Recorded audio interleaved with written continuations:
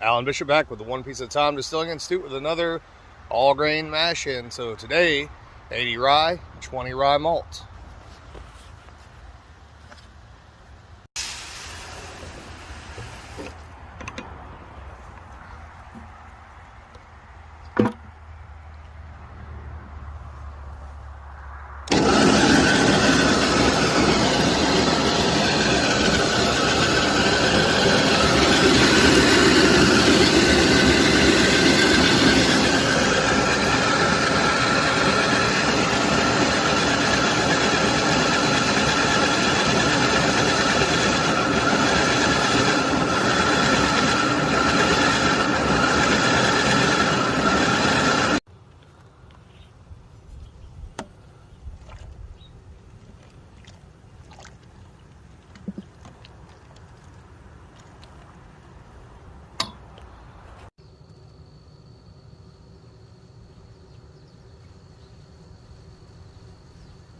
All right, I think we're ready to see if this thing's gonna sparge or lauter, or sparge. We'll get that wording right in a moment.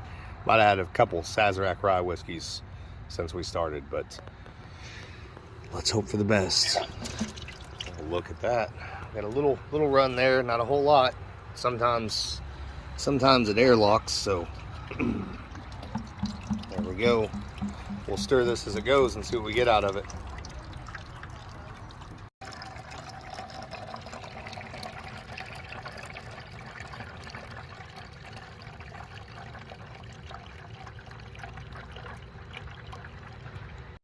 All right, so not everything always works out the way that it should. So what happens when you get a stuck sparge? You pull out this whole mechanism, get about 80% of the liquid out of it. We're gonna dump all this back into a different bucket. That'll all go back in to be hit with water. We're gonna take our scoop, pull out a bucket at a time, basically, and strain it.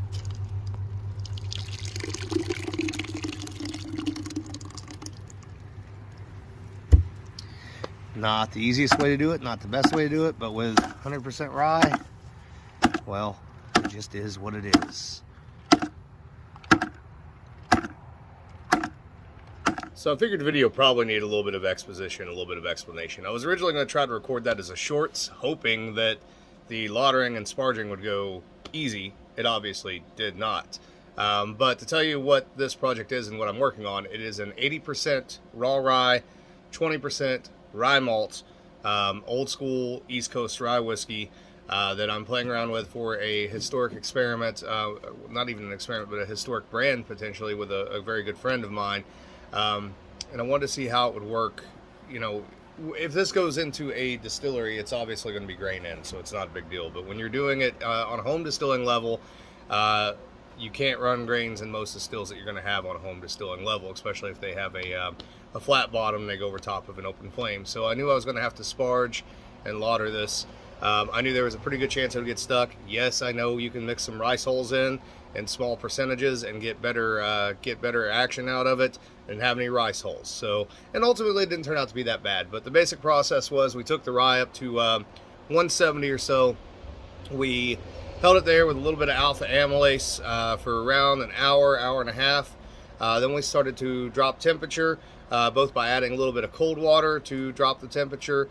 Got down to our strike water temperature, which was 150 something, I can't remember, to add our rye malt in. Added our rye malt in, let that cook off for about another 30 minutes or so and get our conversion. And then we began the process of trying to obviously lauter and sparge this mash into a wash, which, as you saw, did not go all that well. But we got it figured out, and ultimately it really wasn't that bad. It wasn't that intensive, especially for just 10 gallons of wash, essentially.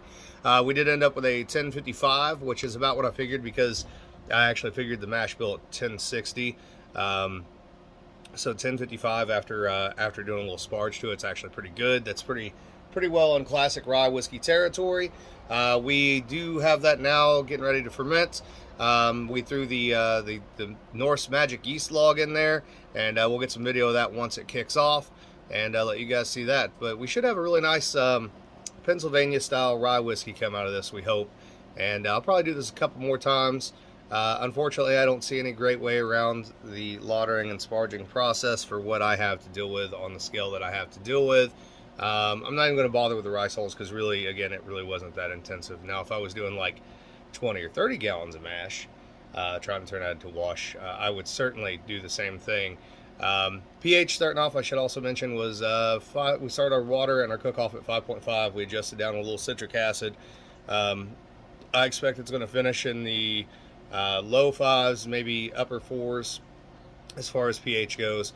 Traditionally, that style of rye whiskey was not sour mash, so we will never sour mash it, just because that's not the way it was done. So, alright guys, we'll get back with you with some video of the fermentations here shortly. And as always, if you have any questions, reach out to me. bishopshomegrown@gmail.com, thealchemistcabinet.com, thealchemistcabinet.com/thewarehouse1 for a store for our autographed books.